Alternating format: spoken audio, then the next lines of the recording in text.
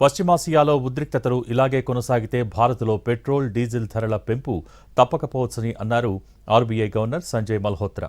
స్విట్జర్లాండ్లో Swiss national bank, IMF నిర్వహించిన కాన్ఫరెన్స్లో ఆయన మాట్లాడారు. ఇరాన్ యుద్ధం కారణంగా ముడి చమురు సరఫరాకు ఆటంకం కలిగితే ప్రభుత్వం ఆ భారాన్ని వినియోగదారులపైకి బదిలీ చేసే అవకాశం ఉందన్నారు ఆర్బీఐ గవర్నర్.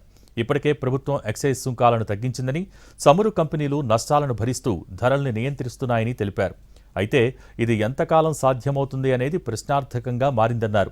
కొంతకాలంగా చమురు ధరలు పెంచుతారన్న ఊహాగానాలు వినిపిస్తున్నాయి.